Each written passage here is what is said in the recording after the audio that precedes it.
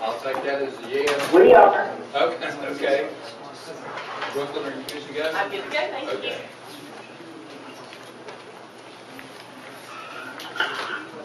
All right, this time I'd like to call the meeting to order. Welcome, everyone. Let me do the roll call, make sure we have a quorum. Nancy Baker. Nancy, can you hear us? Yes, Okay. we're here. I'm here. Okay. Ronnie Beal. Here. Gary Blevins. Here. Rick Bunio. He's giving his proxy to Ira. Jack Kahn. Here. Ira Dove. Here. Jeannie Duncan. Here. Joyce Edwards. Here. Here she here? Yes, she's on the list. Okay. Here, I'm on the call. Okay, we got you. Okay, thank you. Okay, I have Dr. Heck's proxy. Jim Holland, is he here? Billy Kennedy. Present. Michael Lavender. Here. Pat McGinnis. Here. Michael Norris. Here. Okay. Morris Pittman. Steve Smith. Here. Okay.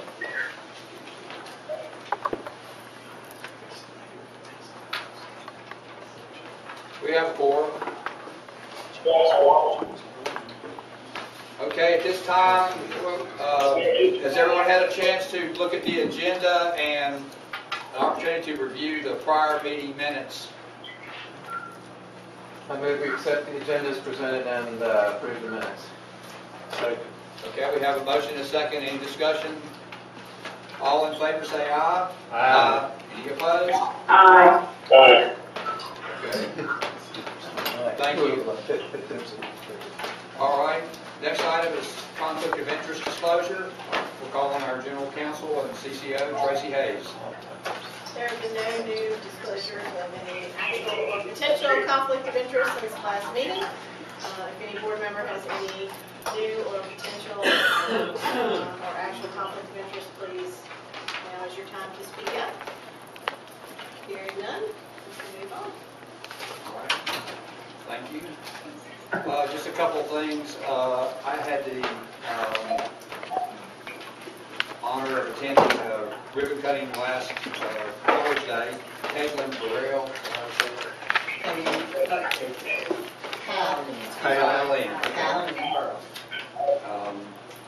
And it was just a very great ceremony with wonderful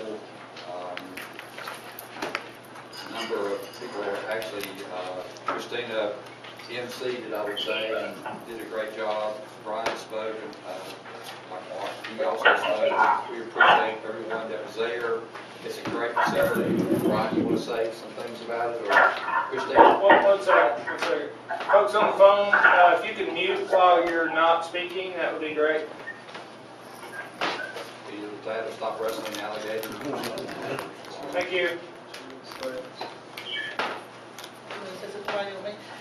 Good afternoon, everyone. So we had a great event last Thursday, as Rick was sharing with you about the ribbon cutting ceremony for the Kylin Borough Child Facility-Based Crisis. It is a regional facility. It is located here in Nashville. Some of you may remember where the old little Dobbins was. It is operated by Family Preservation. This was through a grant through the state. It started out with Vaya as a big partnership as well as Mission in Buncombe County. They will be serving children with very complex needs between the ages 6 and 17, and they will serve all 3 disabilities depending on the acuity on the unit on any given day. It has had great participation from across many. We really put a lot of pressure as this whole facility was being thought about and created and built from the clinical model. We have had a tremendous amount of participation from DSSs across the 23 counties, and we've tried today are on a major campaign to continue to educate law enforcement, DSS, and many other community partners that this facility is available. As many of you know who work in your communities, that this has been a huge cry from DSS and from Vaya also to have a place for these very complex children to have a place to go for treatment. The average number of days would be up to 7 for them, of course, depends on their medical necessity. The psychiatric care is being provided by Mission Hospital, Mission Healthcare Systems, that has 7 psychiatrists involved in the program. So we will continue to monitor that and ensure that it is really truly maintained as a regional facility, and they already have a set of data and dashboards that they will be collecting, and it is licensed and starting with a soft start, but once it's open, we will, I'm sure, children and families, and they are really very, very interested in how to work, having a facility here and working with families and guardians and people that are involved in these children's lives that are from counties that aren't down the road. So we are very excited to be part of that and to offer another level of service that has been a great need to our communities. So, thank you. Did I see that IVCs were not allowed there yet, but they might? Did I read that? We have several challenges. Jeannie Duncan is very familiar with this. Even at 356, that has our adult facility-based crisis there, as well as our Caldwell facility, and now the child facility, none of those, the tremendous amount of work. Brian and I were highly educated over the last couple of weeks about the struggles that RHA, who runs those other 2 facilities, has dealt with. So everybody has a high desire to make that happen, Billy. And it's just been complicated, and we feel some runaround, and I think RHA and their facilities have answered all the questions. This child facility they couldn't even start anything until they were licensed and really kind of up and running to really move toward that IVC designation. But we're going to kind of put that all in one big bucket and really work with RHA and Family Preservation to really put some political and positive pressure on the state to really come forward. Well, Dobbins had the designation, and then because they moved, we had to go resubmit an application, and all the procedures had changed what they wanted, and they really were, the basic thing is they're trying to hold us to like a hospital where they have to, I mean, it's just some of the things they're asking us to do, medical restraint and medication restraints, different kinds of things. Don't want to do like that. Christina, what's the bed rate there? There's 16 beds there, and they do have designated area for smaller children versus some of the older children. I mean, all that's even in the physical layout and how the building has been designed. So, Go from 6 to 17. So from 6 to 10, 10 to 16? It really is going to do, it's not necessarily by age. I mean, it is by age for some of the smaller children, but it's also by the acuity and some of their needs and what they need and the type of care they need in the particular environment. So it's very individualized. And every one of us is an individual room. So there are individual, each child will have, or adolescent will have their own room.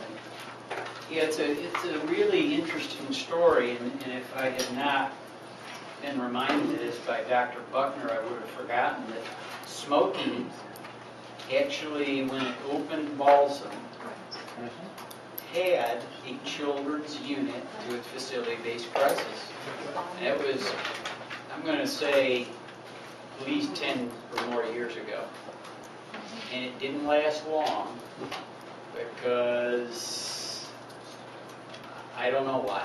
There was some odd interpretation around service definition. I don't, there isn't a very clear explanation for why it was disallowed, but it was. And it took until now to get this up and running, which happens to be only the second one in the state. And all of that was made possible by a whole bunch of dominoes falling. Number one, when we came to Western Highlands, we decided that the building that Western Highlands offices were in would be much better as a treatment facility. So we moved out of there. C3 at 356 was established. They essentially transferred the beds from Neil Dobbins to there, which left the old Neil Dobbins site empty or available for reuse, and that became this facility. So it's a really cool thing. And the only reason we were able to do this was with community reinvestment funds. So we got a lot of bang out of this. So the AT took Mission, the county, You know, and Gary, like I was, was preaching earlier, Yeah. the county, Mission, us, I mean, it's more than one organization can do.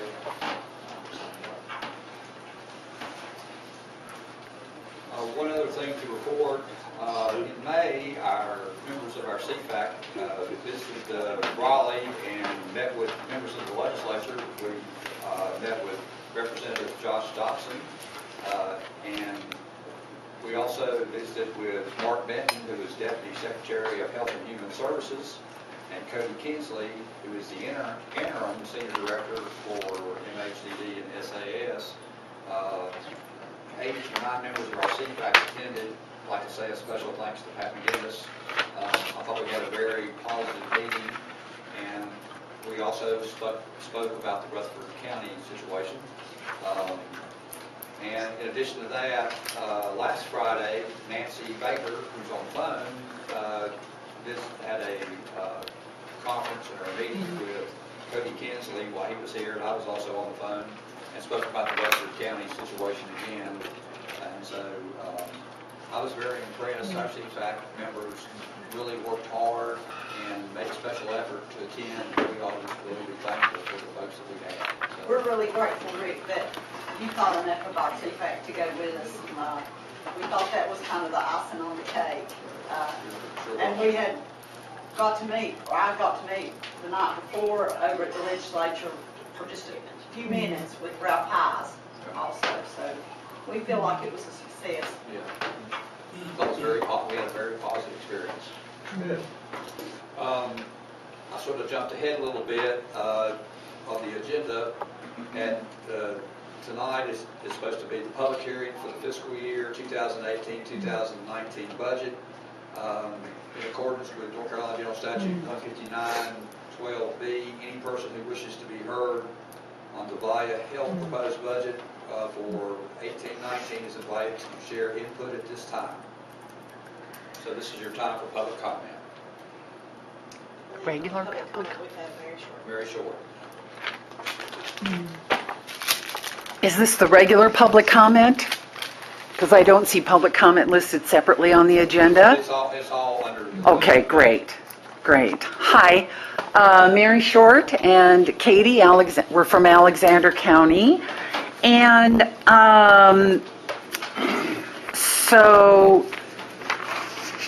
some of you are aware Jerry Rice is not here video recording the meeting. And if any of you would like Jerry and his wife Fran's address, I do have that. I gave it to Rick earlier and some other members of the board. Part of my public comment. So did you hear that the Supreme Court has protected even the unruliest of government critics?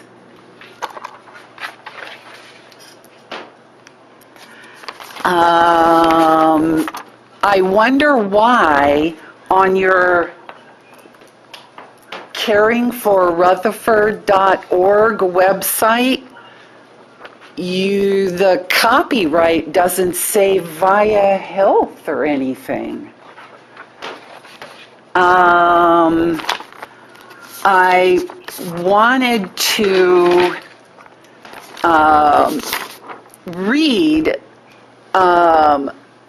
some of the public comment that I found from Rutherford County, the comments that were submitted to Rutherford County about the disengagement. This one states, I won't read the first paragraph, but if you go to the Rutherford County Commissioner's website, you can find the whole letter. But I won't read the first paragraph. But the second paragraph says, I can't sign my name this because I know what will happen from Vaya. I don't trust them and neither should you. Switch to partners. Another one of the public comment letters, let's see. The second paragraph, I don't think the people pushing the fight against partners are showing any empathy since they clearly care nothing for the well-being of the members themselves. Let's see, and then another one of the public comments was, oh, this was one of my favorites. Let's see, my family and I have debated for some time about commenting due to a concern that our son's services will be negatively impacted if the change does and occur after we have spoken out publicly against Vaya. Many of us, myself included, would rather remain anonymous if at all possible. Oh, but he goes on to say, this is fun. Frankly, we have not experienced any negative interactions with Vaya to speak of. In fact, there has been very little contact between us other than a few calls from our care coordinator, parentheses, whom we've never met in person, end parentheses. Huh. Let's see, it was astonishing to learn that they conduct in-person care meetings. Huh. And then, let's see, one of the other public, let's see, I would prefer that you not use my name when sharing this information, but I am prepared to deal with whatever happens if you do. I am actively encourage others to write as well, but many are scared. Our children's well-being are at stake, and they are scared to speak out. What does that tell you about our current system? Of course, my favorite public comment was when a member of your CFAC threatened to not shop in Rutherford County. Anyway, that's really all I have. Thanks. Thank you. Anyone else? All right, our next item on the agenda is the report of our Chief Executive Officer, Colin Brian. Thank you. We talked,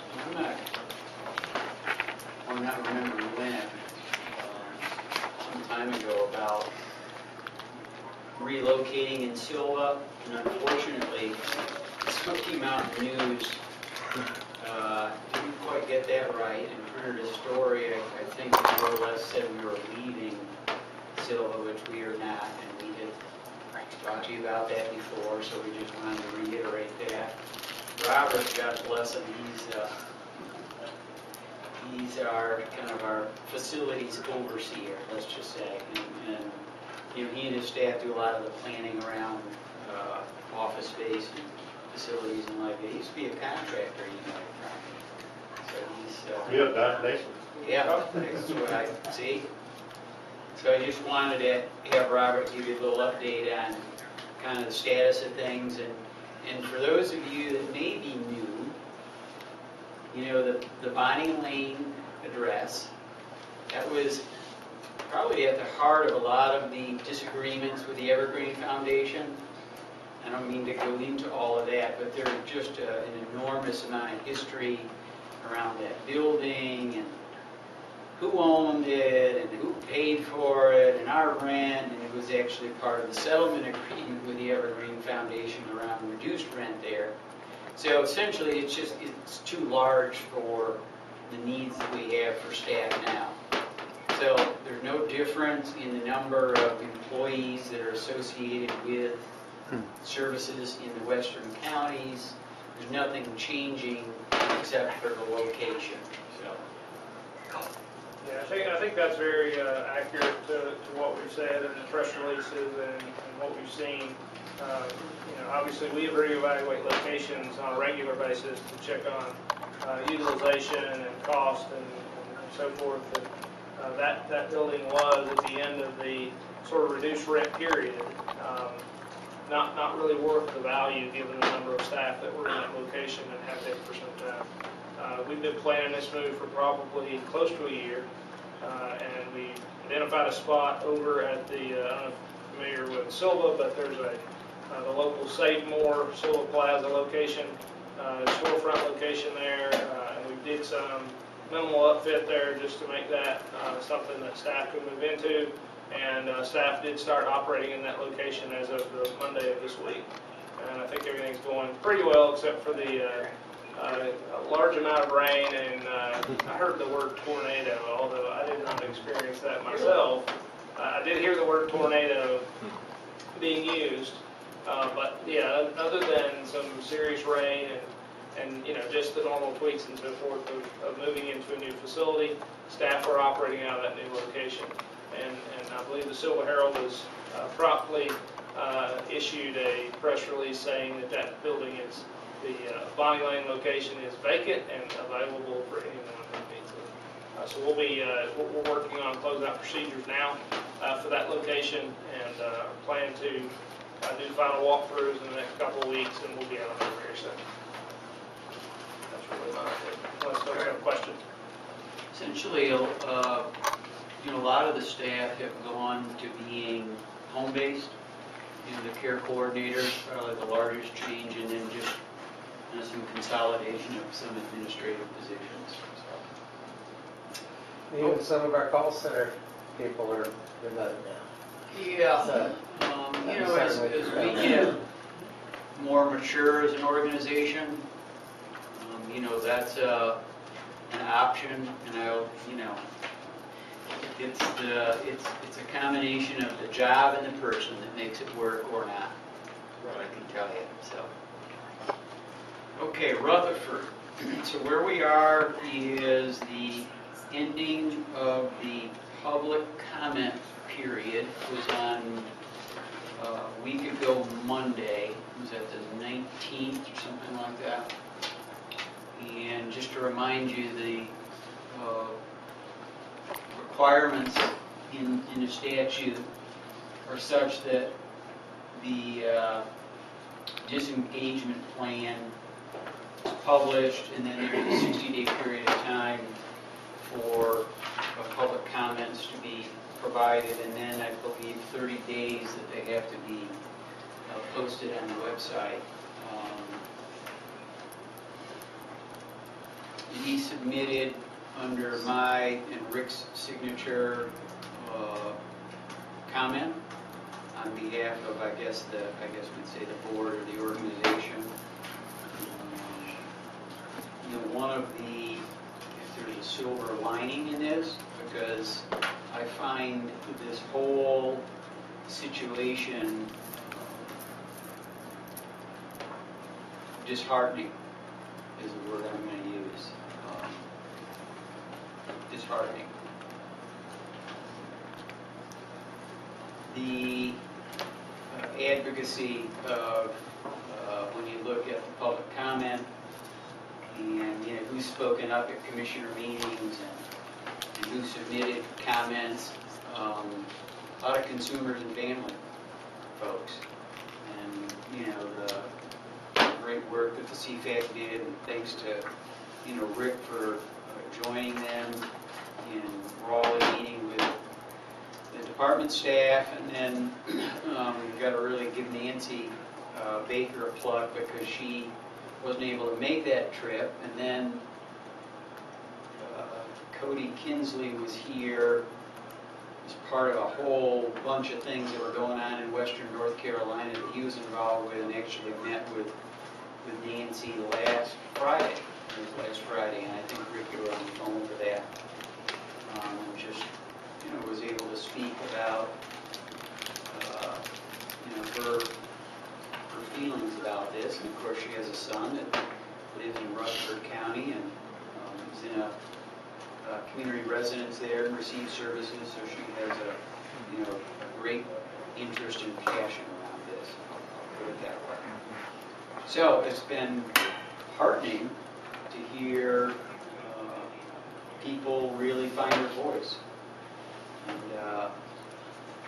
it's kind of ironic that a great deal of the criticism has been around our educating people about what's happened and its impact and their ability to have a role in that, which is, real clear in the statute. And I think that's turned out to be, one of the things that's, made me feel, really very proud of the organization and what we do and how people react to that. So appreciate that, Pat and CFAC and a lot of folks. I'm not sure what more there is in your packet. I'm not even sure of the totality of all of that. There's an article from the Carolina Public Press.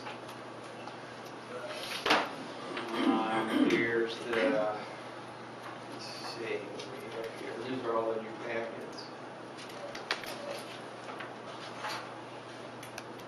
2 articles from the Carolina Public Press. Yeah, I thought they were both pretty good. And then there is the letter from Rick and myself, which I find a stark contrast between that and the letter provided by the CEO of Partners. And there's the Karen Gross, the Human Rights Committee Chair, Western Region CFAC, Mary Ann, all the CFAC chairs, I guess.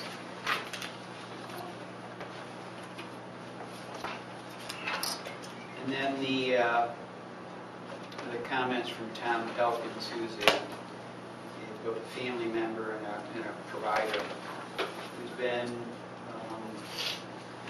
really taking a lot of time to educate himself. Let's put it that way. Very detailed response here. So, we're kind of in a holding phase.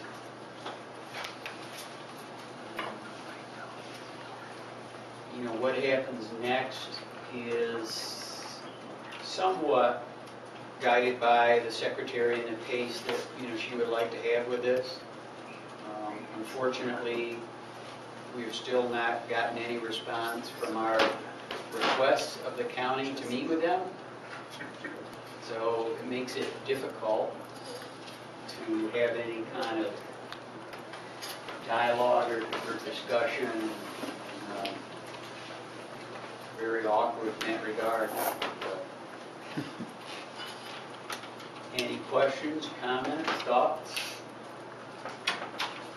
They did actually file on that time, on the date. There was some question as to whether they'd actually filed and the 60 days started, or is that done? And process is in process now, No, they, according to the department, they have not filed for that officially. So how do they start that 60 days if they haven't filed yet? I can't answer that question. Thanks. Brian, Yes, Nancy? Brian, this is Nancy. Can barely hear you. Let's see if we can turn the volume up. Robert's going to try to do that. Okay. Oh, that's much better. Thank you. Go ahead. Okay, thank you. Okay, I want the board to also know that there has been so much confusion in Rutherford County that it has absolutely broke my heart. Rhett has been going into the county from Partners even before this decision has been made. He has been meeting with the IDD community. He has been promising them the world. And this has just absolutely been one of the hardest things I've ever had to deal with, knowing that someone from an MCO would go into what I consider my county, my home county, and cause as much disruption, confusion, fear, is beyond anything that I can understand. If the secretary had made this decision and it was a go, and they needed to be in their meeting, that would be something else. But this is beyond anything, any decision being made. They're contacting providers, they're talking to Jerry's providers, they're even having the CEO of Monarch contact me, almost promising me the world to get me on board with this. So I just want Vaya to know, as I said to the lady from Partners, I have lost so much respect for this MCO and their CEO because it would not matter to me who this was. I could never imagine Vaya doing anything like this. I could never imagine Brian doing anything like this. And it has been beyond anything I have been able to understand why. And at this point, I do not feel like there is any care, any support, anything for the consumers in Rutherford County. They're all at a loss. And I just want Vaya to know, and this board to know, that this is something that I have let everybody in the county know. This would have never happened on our end. We would have never gone in this direction. We would have never done something like this. And that they're going to continue to see CFAC in the county. They're going to continue to see Vaya in the county. And we're going to be there to support them and get them through this. And it's just a very scary time in a community where people right now don't even understand basically where their services are coming from. And now they're so afraid because they know the services that Vaya has, Partners does not have for the IBD community. And it's just a sad time in a very rural county where people really don't understand anyway, and this makes me very sad. Thanks, Nancy. Yes.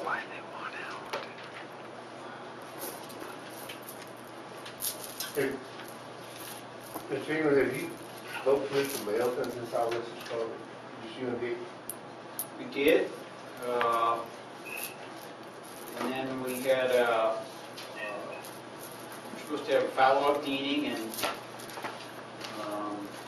told me something came up, and so we didn't have that follow-up meeting. I did see him yesterday. He did call me last Friday, asked me to, he texted me and asked if I could call him, and I did call him.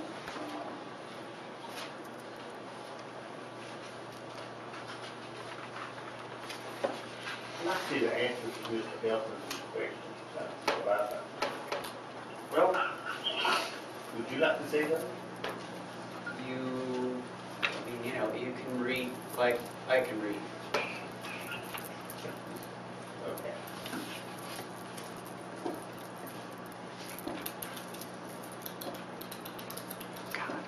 So, So follow up on Billy's question, I remember the 60 days. yeah, So they've not filed. not according to the department. Wasn't that to begin June the 18th or something?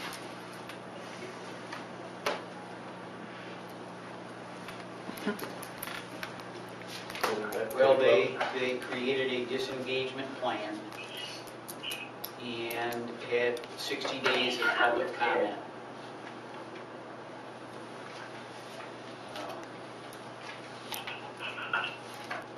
So, a county, and I suppose you could say that a county can do, I don't want to say whatever they want to do, but you understand my point. They can do what they choose to do. In terms of the requirements with the state, there are requirements the state has. So, the state says that they haven't officially filed yet. Oh, we know that.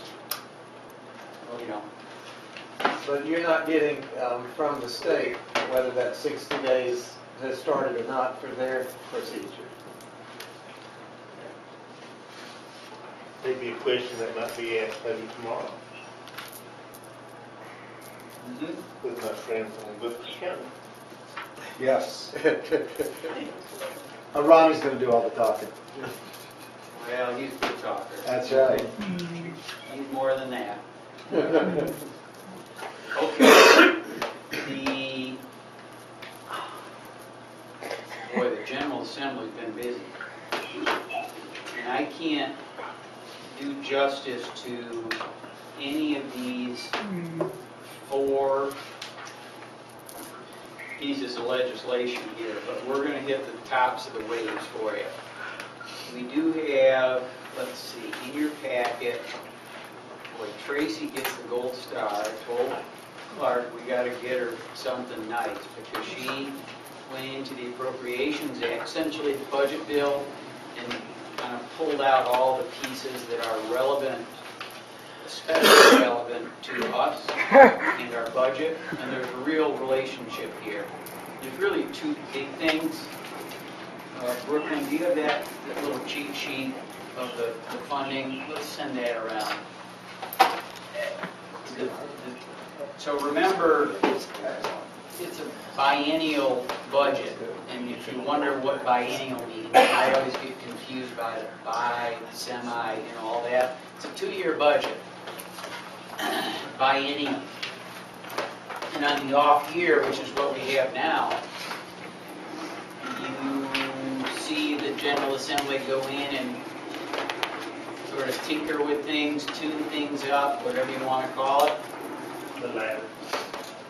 And they, we out of copies?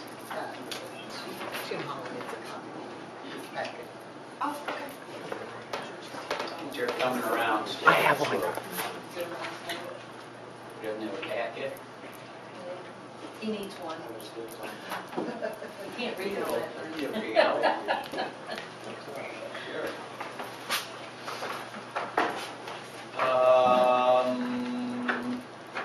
Two big things, changes in single stream funding and a special appropriation to us for $1.4 million. So let's talk about the single stream funding reduction. It's a little cheat sheet that Clark put together. Essentially, what they did was to go in and change the methodology for reductions based on a combination of things, but largely the amount of available cash. So, in our case, we've spent a lot of money on reinvestment. Spent a lot of money on reinvestment. We have, a good amount to show for that. So we have less cash sitting in fund balance, okay, for Medicaid savings as opposed to some of the other programs. So in the case of, we just start at the top. Alliance got an increase of $5.5 million in terms of their reduction. So what this means is they're going to have to come up with an additional $5.5 million from their, we'll call it Medicaid savings or fund balance, to fill the hole that's being created by this reduction. Does everybody understand how this works? Okay. Cardinal, that's a big number. It's almost $18 million additional that they have to come up with out of their savings. East Point, and I wish I could make the categories of recurring and non-recurring be more meaningful, because there's been a kind of a weird interaction around these where the words barely mean what they do. And I'm not trying to be sarcastic, it's just the way this is played out. I don't know what the words, operationally those words just get switched around, let's say. So it's very hard to say that, well, because this much is recurring and this much is non-recurring, that means X. It just, every year there's changes in those categories. I don't want to say they're meaningless, but every year it changes. So East Point actually saw a reduction. What's the right word to use? They're to the good almost $2 million. Right? Partners had an additional cut of almost $800,000. Sand Hills had an additional cut of just about $1 million. Trillium had their single stream reduction zeroed out. You know, enough is enough. So it's about a $3.1 million to the good. I just use common terms here. And for us, it's $3.1 million to the good. And you'll hear later a budget amendment, okay, to our budget that's reflective of a large portion of that money. So we have been saved by $3.1 million based on this recalculation of single stream. So let me just stop there and see if you can get your brain wrapped around that. We did have a call, Clark and myself, with Steve Owen, who's the principal staff to the General Assembly in Fiscal Research, which is the works essentially for the General Assembly, where he tried to explain to us how the methodology works to come up with this, and just honestly, I could not follow it. Clark's a lot smarter than me, and he followed maybe some of it. I don't want to put him on the spot. Regardless of how they figured it out, this is what it is. So, and it worked to our favor. So that $3 million of their clawback money, we don't get clawed back. Right. Right. Now, another big surprise, I mean, this was certainly a surprise, and I should have explained this, and maybe I did when we last met. The way they did the budget this year is just fundamentally different than any other year.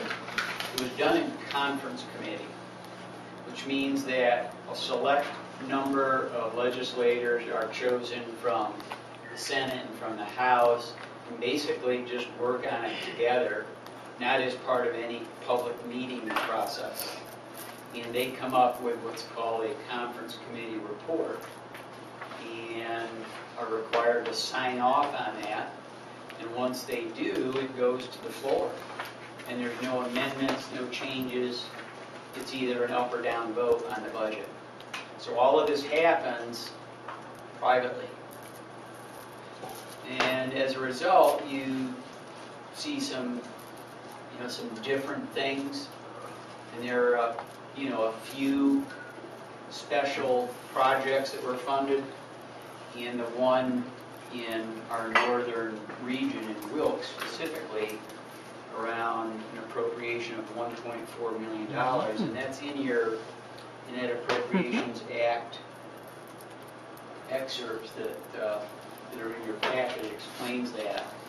This is the project that was kind of next on our list until the non-recurring cuts became recurring, and until they started increasing, and there's simply not enough money to do the project. And certainly not enough money to sustain it if we ever were able to open it. So we're certainly grateful to have that $1.4 million, and I'm being very careful in not only being gracious in that, but also explaining the limitations of that funding this entire project. All of these that we've been involved with require multiple partners to be making contributions, because these are expensive facilities, and they become even more expensive once they're open, because between probably 70 and 80% of the individuals that use them do not have Medicaid. Now, these reductions are in the money that we use to pay for the people that don't have Medicaid. So you understand where we're going here? For us to come up with an additional $2.5 million to keep the doors open on an annual basis, where would we get that money from? I mean, we just have to take it out on a recurring basis from our savings, which, you know, we no longer have the money to be able to do that kind of thing, or we just have to not fund something else at a time when all of this is shrinking and our, you know, the money available to us is shrinking. So you see the problem. The state could pay its admin fee, and that would help. But that's not That, gonna happen. I mean, it's just a long list of things that we aren't funded for that, you know, we just have to figure out a way to deal with it. So, that's the rest of the story, as Paul Harvey used to say. I know some of you are old enough to remember that expression, aren't you, Jack? Page 2. Probably not Ronnie, he's I'm doing it. He didn't know what Did we're he? talking about. So, Must be we're gonna, Gary's gonna be real engaged with this. Christina's gonna probably be the leader on our end on this. As soon as the dust settles here, we'll get a steering committee put back together, pull the plan off the shelf, get Billy West and Daymark, you know, engage with that and see what from the past is relevant to now. I mean, one of the big changes is the building, because the county, when we were talking about this, the county owned the building that we would be expanding. This would be similar to like what we did in Caldwell, really, right? Where it's an existing outpatient facility, we'd be adding on to it to incorporate the bedded program and some of the other things, so you really have a, you know, a pretty extensive continuum all under one roof. The county ended up selling the building to Daymark, so, you know, we're dealing just with Daymark on the facility. And then, you know, I guess there's probably some other things that have changed over the last few years, so we'll. I don't know if, at the time we were talking about that, I can't remember. Do you know if Baptist had finished the lease process with a regional medical center? I don't believe that. I don't think so. I don't either, so that's New player. a huge change, yeah. My question was gonna be, and we didn't talk about this earlier, the operating expense for the crisis center. The individuals that would be served there, what are they doing now? Are they not receiving service? Are they going to the emergency room? Are they going to the emergency room being transported to other facilities? Are they going to some other facility that we provide resources to? And how much does that cost? And is that cost greater than what it would cost to operate an actual center that was dedicated specifically to that purpose? If one could determine those numbers, and you could use the argument that it would basically be a transfer of funds, a change of revenue streams from whoever. It right now is Baptist eating that cost, and could we bring them in as a partner, and would they save $1.2 million Great question. in that process? And if they did, I think you could argue that they might want to be involved in it as well. They might even sponsor the center. I don't know. It behooved them, because I had a call from, and I shared this with Brian, I had a call from the CEO one night. He had 22 involuntary commitments in the emergency room at the hospital. With Brian's help and Billy West, who's the CEO at Daymark, we were able to get about a dozen on move by the next day. But Well, let me answer your So question. anyway, that's- And Jeannie can help with this, and probably Christina, based on the history with C3 of 356. And that's been open how long now? Well, different, you know, we added, Right. added things, 2 years? 2 years. years for the upstairs. Okay. Now, the FBC downstairs has been a year now. So here's what we understand based on that experience, is that we didn't understand the need. It wasn't like automatically when that opened, just people there was a reduction in the number of people going to the emergency department, all of it expanded. All of it expanded. And there were a lot of people that went there that would have gone to the emergency department. More people went to the ED.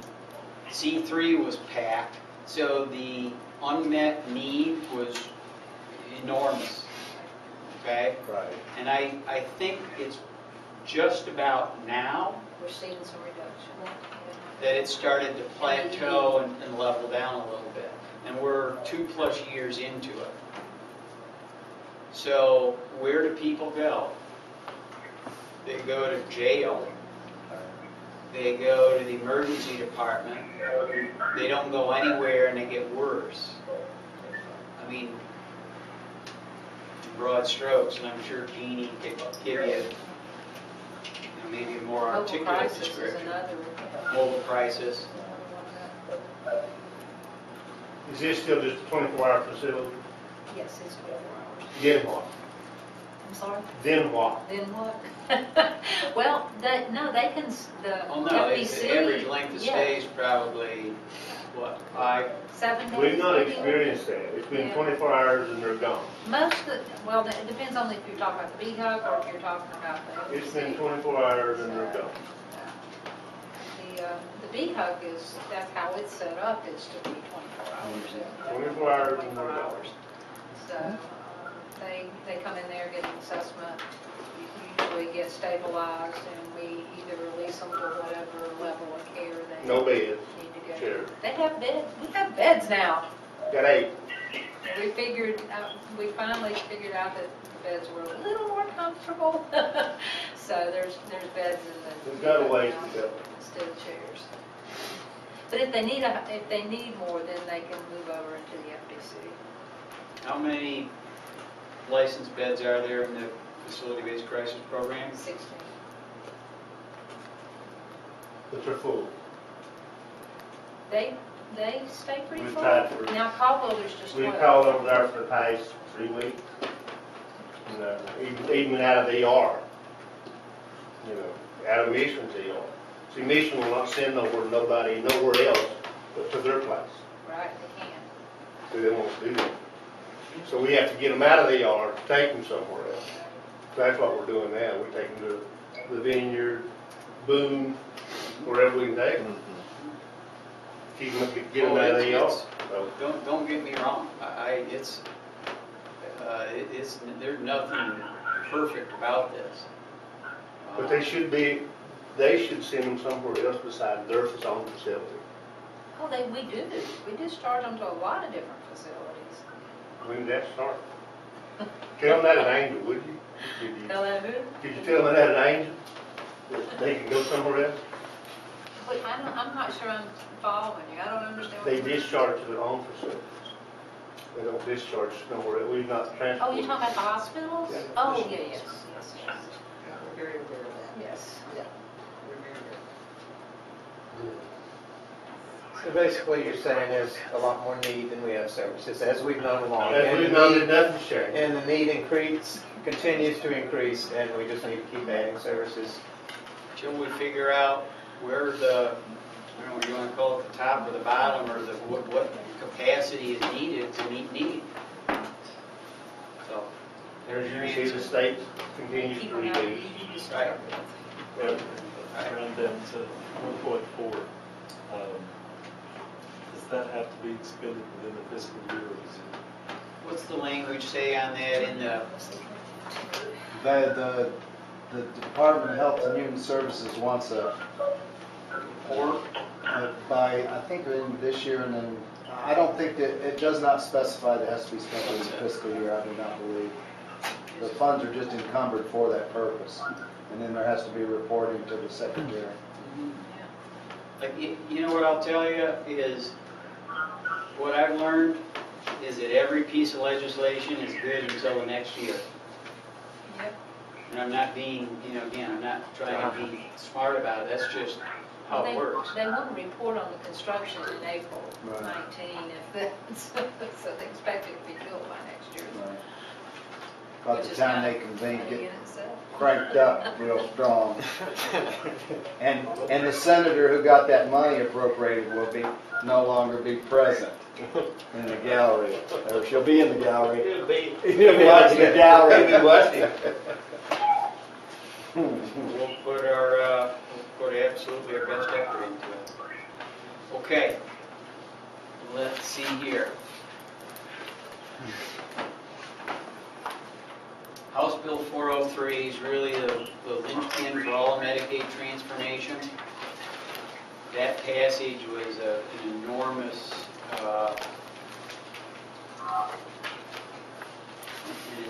event in North Carolina, because now it allows the secretary to move forward with all the plans around the issuance of a request for proposals for standard plan and for tailored plans. And it's been a long time coming. We'll be adjusting the runway to reflect probably RFP for standard plan. They changed the number of contracts that they're going to be awarding from 3 to 4 for those statewide plans. RFP would probably be in August. We just kind of, again, we take the tops of the waves here. I think if all kind of goes according to plan, excuse me, the standard plans could be operational by before the end of 2019, put it that way. Now, there was a paper that the department issued on Friday, which talks about the implementation of tailored plans, that is suggesting that those would go live a year after, plus the start of the next fiscal year, which is a little hard to calculate. Let's just say that if standard plans went live at the end of 2019, you'd be looking at July 2021 for tailored plans, which would be what we would be shooting for, is to be a contractor for tailored plans. Another big change in the legislation was around the regions, where before the language had been that it would be up to the secretary to determine that. They changed that at the 11th hour to say that there would be no fewer than 5 and no more than 7. So, nobody's aware of any actuarial basis for that. But again, it's what the law is. So it'll be an interesting challenge for the department to come up with a way to understand how that might be able to be implemented or changed. And again, things are as good as one legislative session. Other than that, it's about an hour conversation to really understand the elements of it. They're very, the only changes essentially were around what I've described. The only applicants are the LME MCOs, 4-year contract term. After that, it's open to previous contractors, which would be anybody who won the bid the first time around, and nonprofits.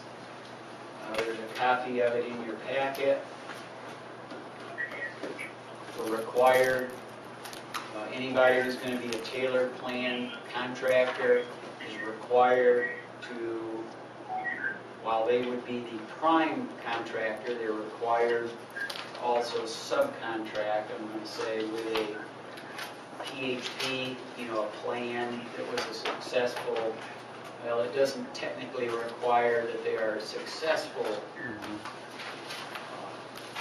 standard plan contractor, but it's all but impossible to not be that. So it's all the major features that we've talked about previously, and there's a copy of that in your folder. Did they come up with a definition for the different plans? Definition? I mean, between the, their standard plan and tailored plan. right, I'm thinking, You're talking about the populations that would be covered. that's correct, yeah. Craig is working on making that simple for y'all. Good luck, Craig. Yeah. I pray regularly over it. While you're at it, Craig, you should hear the discussion rally over the word serious. Yeah. Define what's serious. I guess you look at DSM-5 and see if you get more than 3 out of 6 of the 12 things listed. There's so much complication about it, and the DHHS guidance that came out was helpful in a bit, but really just kind of kicked the ball further down in my judgment. So. If you think about it in terms of numbers, and nobody has changed these numbers, and I'm not saying that they're accurate or inaccurate, they're just the numbers that get repeated, that there would be 120,000 statewide in Taylor Plan. And if you extrapolate that into our existing population, which is about 170,000, at any point in time, there's 170,000, let's say, Medicaid eligible individuals in our catchment area. On an annualized basis, we serve like 220,000, something like that, annualized, because of people on and off, all of that. Now, if you then look at, okay, so how many people do we actually manage care for in the Medicaid population? And I think, see if I can get this right, Robert, so like 30,000 on an annualized basis? Yeah, give or take a little bit. Okay. I'll try to find that. So when we're looking at how many tailored plan members we would have, I think the estimates that we came up with were a little under 30,000, maybe like 26,000 people. 26 or 22, yeah. 26 or 22. Now that's out of, so our population would be based on just that 20-something thousand people, not 170,000 people. And what Clark pointed out is that our capitation then would have to go up by almost 400% to cover the costs, which would be, almost the same, right? It's just the difference in how we're paid. We're paid now based on 170,000 people. In the future, we'd be paid based on 20-some thousand people. Now, the physical health costs would be brought into that. So it all changes. It all changes. And in the year or two in between, there'd have to be a huge change in the capitation because the physical health would not be part of our capitation. And, it's almost a disservice for me to keep going because I can do it in an hour. Much under that, it just, I'm really at a very high level. So. But this is another good example, whether you like it or Medicaid expansion in North Carolina. Had it happen, or should it ever happen? Well, things would be fundamentally different around the single stream stuff, I can tell you that. Single stream stuff would not change its whole language. You wouldn't have discussed. Very few could even read this. I mean, you try to read it. I can't read it. Nobody. Very few sitting down in the chamber could read it. They can't read it. So, but you ought to hear the argument about the word serious. It's listed here so many times. What is a serious? So your family member, it's serious. So they got, come on. So, but it's just tailored plans, and then you get in. Then what it is, I was thinking of our area, and that number you just told that line it could be more. We don't know that. No, we really don't. And again, I'm giving you, whether I'm right or wrong, let's not, I'm giving you the best, I'm giving you the numbers that get repeated. I guess. And when we know better, we'll say better. But this is better than nothing. Yep. PHP licensure, that's largely a technical bill that doesn't have a lot to do with us, but was important because it talks about Made a bunch of changes in 122C and kind of sets the stage for a lot of. And this is stuff we've talked about for a long time. Yes, it is. We've talked about it a lot longer than most people, I'll tell you that. And then Senate Bill 630, the Secretary will talk to you tomorrow about that, the IDC legislation.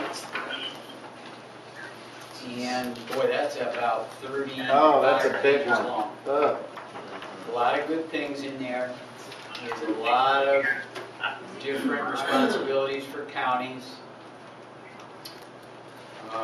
First up in all the things that have to be done is a transportation plan by the counties.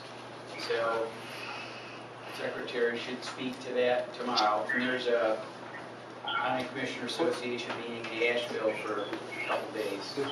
Do you know where that is, that part of it? Is it, what It's section in it is? section 19, okay, that's fine, thanks. 19 to 20. Okay, all right. How to read this baby when you ain't got it. Oh, I'm right on it. Be I'm numbers, just gonna wait for him to paper, and explain it tomorrow. She'll skip over the parts that. Really stick around, I'll get you. The parts are just gonna cost Cook County money. Think of it. Yeah, you can come listen. No, that's okay. some additional They're gonna explain it responsibilities to by us. providers, law enforcement, counties, us. A lot of stuff in there. And we'll get this turned into a couple of page thing for you. If you're gonna get confused, just start over section 27. So you gotta read. Okay. If you really want to be confused. And that's it. A lot going at you. And again, remember, the department did publish a tailored plan implementation report last Friday, and we can make that available to you if you want it. What is a commitment examiner? I know that's probably a simple question, but I don't know exactly what it is. They don't even. Okay, all right, well, that's fine. So it takes it away from the doctors, but makes it somebody else. Examiner. Well, there are different levels of professionals who are able to do the commitment examination.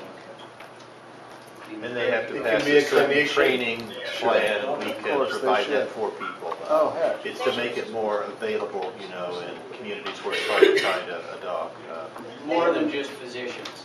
They have to go through a DHHS program to be able to do it with the old scenario, so not just anybody can do anything. Yeah. Well, that's good.